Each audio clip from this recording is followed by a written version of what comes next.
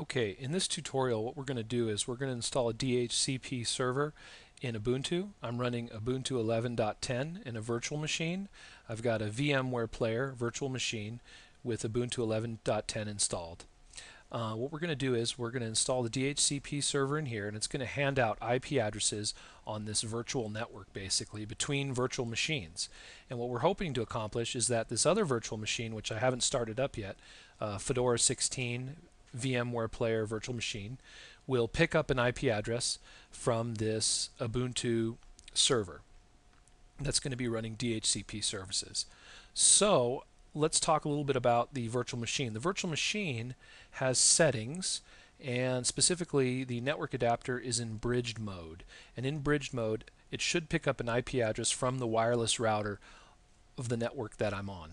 So let's check that. So what I'll do is type in terminal, hit enter. I've got a terminal here, and I'll type if config, and you can see that I have picked up an IP address on this network. It's the 2 network, and it looks like the wireless router is handing out IP addresses 2.100 to 2.150. If you need to get your networking up, you can always use this little network manager tool up here at the top, and you can auto Ethernet or enable your networking, whatever.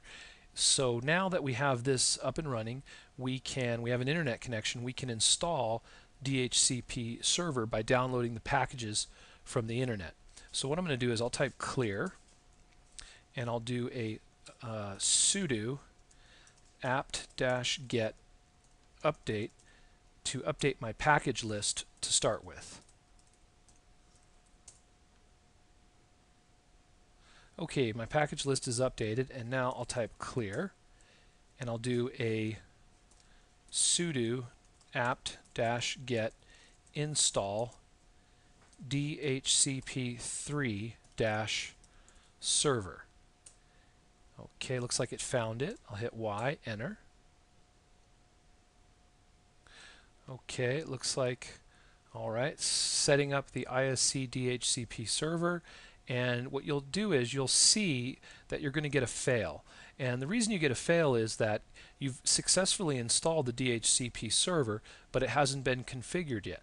So you have to configure it before it's going to work. So that's no problem at all. This is totally normal.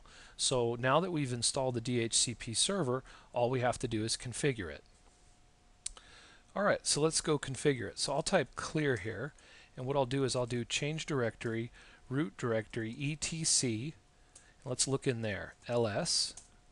And you can see if you do an ls command that we've got a folder here called DHCP. We need to go into that folder and look for our configuration file. So I'll do a cd DHCP. Let's take a look in it.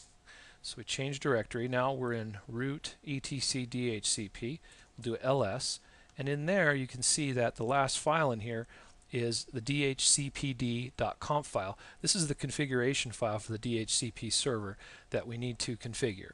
So what we'll do is we'll do a sudo nano dhcpd.conf, and that will open up the DHCPD conf file in the Nano text editor. Now I'm using the arrows on my keyboard, and you can see this configuration file, every line that starts with a pound sign is been commented out. And so I'm going to go down here, I'm going to look for, here we go, here's a very basic subnet declaration. And then if you go down here, it says right here a slightly different configuration file for an internal subnet. This is what we want right here. So what I'm going to do is I'm going to take that down a line, and I'll uncomment this line, and I'll change subnet 10.5.5.0 to 192.168.2.0, which is the network that we're on. And I'm going to change this net mask from 255.255.255.224 to 255.255.255.0. Now the range, this is the range of addresses that you're going to be handing out to clients on the network. So you need to change that. So I'm going to say 192.168.2.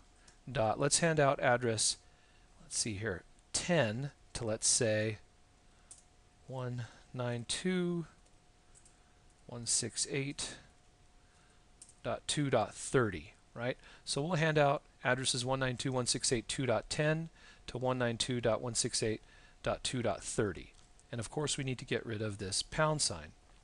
So then domain name servers, we need to have some domain name servers. We'll uncomment that, and then we'll change the domain name server to 192.168.2.1, and then comma, space, how about 8.8.4.4. All right. I don't have a domain name that I need to configure on this network, but I do need to configure a gateway router. So that's going to need to be 192.168.2.1. The broadcast address is optional, but if we want to, it's good to know. The broadcast address would be 192.168.2.255. And then the default lease time and the max lease time, we'll just uncomment those. And we'll uncomment this last curly brace. So now the whole thing is ready to go. I'll backspace 1. So we only left one line commented. Everything else is good. And so it's ready to go. So all we have to do now is do a Control X to exit. And it says, do you want to save? Y for yes. And then the file name to write to and the dhcpd.conf. So I'm just going to hit enter because I want to accept the same file name. So now we've configured our DHCP server by configuring our dhcpd.conf file. So now all we have to do is we need to restart our DHCP server, or in fact start it. So let's do that. So what we'll do is we'll say sudo /etc/init.d. Let's see here, and then we'll go /isc-dhcp.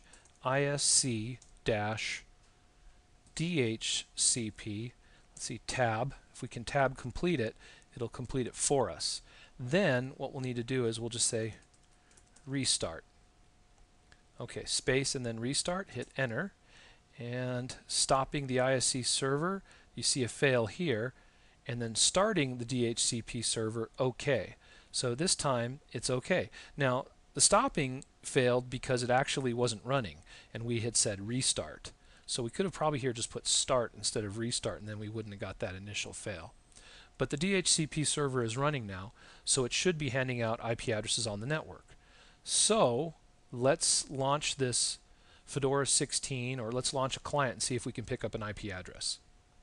So I'll go here and we'll play this virtual machine and we'll see if we can pick up an IP address.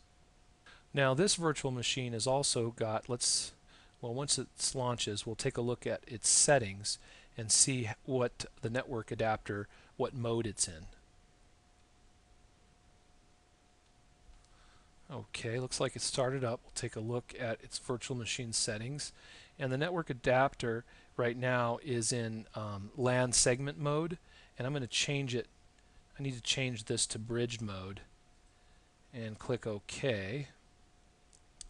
And I'm not sure if I can just do that on the fly here. We'll see if we can pick up an IP address.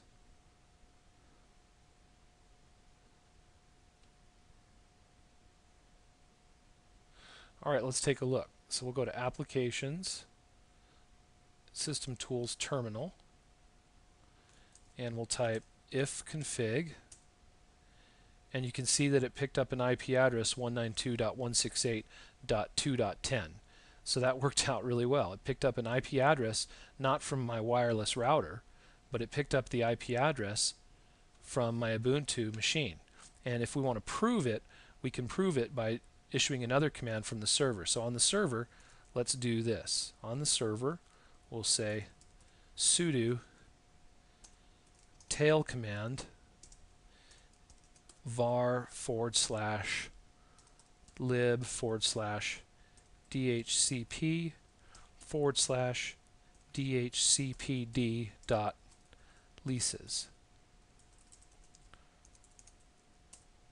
And you can see that by putting in this command, we look at the var lib dhcp dhcpd.leases, and this shows us our leases, and you can see that we've leased 2.10. It shows the starting and the ending time of the lease. It shows the client, the binding state, next binding state, and it shows us the MAC address that it was bound to.